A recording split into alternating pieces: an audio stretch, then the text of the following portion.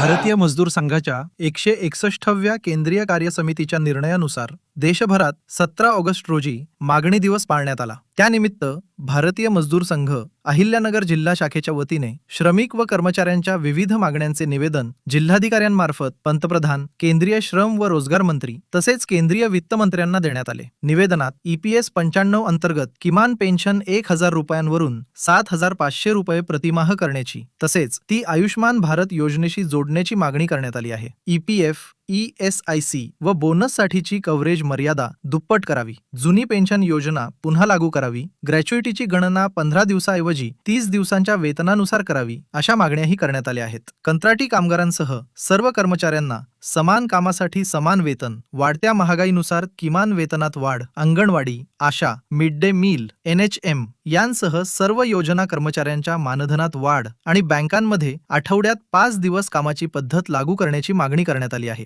कामगार संहितेतील कामगार विरोधी तरतुदींमध्ये योग्य दुरुस्ती करावी। रांची येथील हेवी इंजिनिअरिंग कंपनी आणि 8 राज्यातील 23 राष्ट्रीय वस्त्रोद्योग गिरण्यांमधील कामगारांचे प्रलंबित प्रश्न सोडवावेत। भारतीय जीवन विमा महामंडळातील विकास अधिकाऱ्यांना नोकरीची सुरक्षा द्यावी तसेच कनिष्ठ व वरिष्ठ सहाय्यकांची वेतन विसंगती दूर करून दोन्ही पदं एकत्रित करावीत, अशा मागण्यांचाही निवेदनात समावेश आहे। या मागण्यांवर सरकारने संबंधित मंत्रालये, विभाग व प्राधिकरणांना आवश्यक निर्देश देऊन ठोस आणि तातडीने कार्यवाही करावी, अशी मागणी भारतीय मजदूर संघाने केली आहे। यावेळी महाराष्ट्र राज्य भारतीय मजदूर संघाचे सरचिटणीस किरण मिलगीर, ज्ञानेश्वर जाधव, कृष्णा साठे, सुजित उदरभरे, सुनील मुंगसे, प्रदीप भाटे, संतोष जेजूरकर, सचिन पाटील, राहुल नेमाने आणि राधेश्याम कुलकर्णी उपस्थित होते। नमस्कार, मी किरण मिलगीर, महाराष्ट्र प्रदेश भारतीय मजदूर संघ सरचिटणीस।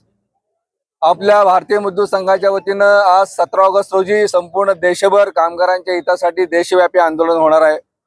संपूर्ण भारत देशामध्ये जवळपास 550 पासून अधिक जिल्ह्यामध्ये हे आंदोलन आयोजित केलेलं आहे। भारतीय मजदूर संघाचं एवढंच म्हणणं आहे की आज कामगारांच्या कायद्यामध्ये बदल झालेले आहेत, लेबर कोडमध्ये बदल झालेले आहेत, परंतु कामगारांना त्याच्यामध्ये न्याय मिळत नाहीये। आज महागाईनुसार पगार वाढला आहे, पण कामगारांच्या वेतन मर्यादा वाढलेल्या नाही, बोनसची मर्यादा वाढलेली नाही। ते 21,000वरून 42,000वर व्हावी, त्यामुळे कामगार वर्ग त्याच्यामध्ये येऊन त्यांना बोनस आणि ESI बेनिफिट मिळतील। आजही महाराष्ट्रासारख्या पुरोगामी म्हणवणाऱ्या राज्यामध्ये सुद्धा आज कामगारांना कुठलीही सामाजिक सुरक्षा सुविधा, आरोग्य सुविधा उपलब्ध नाहीये। प्रत्येक जिल्ह्यांमध्ये आरोग्य सुविधा उपलब्ध व्हावी याच्यासाठी ESIच्या अंतर्गत जे बेनिफिट मिळतात ते आज मिळत नाही, पुरेशा प्रमाणात सवलती मिळत नाहीत, त्या मिळण्याची आवश्यकता आहे। त्यानुसार त्यांची वेतन मर्यादा आणि ESIचे बेनिफिट पण त्यांना मिळायला हवेत। दुसरा असा आहे की आज बँकिंग क्षेत्रामध्ये आज 12-12 तास काम करायची वेळ येते। सगळ्या ठिकाणी शासकीय कार्यालयांना सेकंड 4 सुट्टी असते, काहींना शासकीय सुट्ट्या मिळतात, पण बँकिंग सेक्टरमध्ये आज 5 दिवसाचा आठवडा काढायची गरज आहे, कारण 12-12 तास काम चालू आहे। त्यामुळे 5 दिवसाच्या आठवड्याची आमची मागणी आहे। आज असंघटित क्षेत्रातले कामगार आहेत, मग अंगणवाडी आहे, घरेलू आहे, आशा वर्कर आहेत, त्यांना कोणतेही सामाजिक सुरक्षेचे लाभ मिळत नाहीत, कारण कामगार कायद्यामध्ये कामगार म्हणून त्यांची व्याख्याच नाही। आमचं असं म्हणणं आहे की या सगळ्यांना कामगार कायद्यामध्ये समाविष्ट करून घ्यावं आणि आज जवळपास देशभरामध्ये 90% असंघटित कामगार आहेत, कॉन्ट्रॅक्ट लेबर आहेत, या सगळ्यांना कामगारांना न्याय मिळाला पाहिजे। आणि म्हणूनच या सगळ्या मागणीसाठी केंद्र सरकारलाही आणि राज्य सरकारलाही आजच्या आंदोलनाच्या निमित्तानं आम्ही इशारा देऊ इच्छितो की या सगळ्या आमच्या कामगारांच्या न्याय हक्का मागण्या जर आपण केले नाही तर यापेक्षाही तीव्र आंदोलन करू। गल्ली ते दिल्लीपर्यंत आमचं आंदोलन राहील आणि सरकारला आम्ही सोडल्याशिवाय राहणार नाही। त्यामुळे आमचं कामगारांचं जे आंदोलन आहे ते कामगारांच्या न्याय हक्का मागण्यासाठी आहे।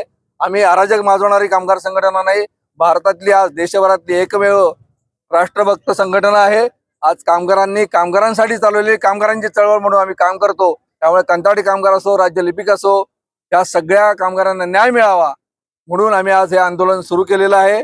आज आम्ही धरणं आंदोलन सगळ्या ठिकाणी देशभरात होतंय आणि आमचा कामगारांचा बुलंद आवाज सरकारपर्यंत आम्ही पोहोचवतो। सरकारला एकच विनंती आहे की या संदर्भामध्ये वीज कंत्राटी कामगार असो किंवा वीज कामगार असो, त्यांच्यामध्ये त्यांना स्वतंत्र वेतन श्रेणी लागू असणं आहे, त्यांच्या रिस्ट्रक्चरिंग मध्ये त्यांना न्याय मिळणं आहे। प्रायव्हेट कंपन्या खाजगीकरण जो उद्योग चालवला आहे, कामगारांवर अन्याय होतो, तो थांबवला पाहिजे, एवढंच आमचं या निवेदनातनं मागणी आहे। कलेक्टरला या निमित्तानं आज पंतप्रधान आणि सममंत्र्यांना आम्ही निवेदन देत आहोत, त्यांनी स्वीकारावं आणि आमच्या मागण्याचा विचार करावा, एवढा आवाहन मी या निमित्तानं करतो। धन्यवाद।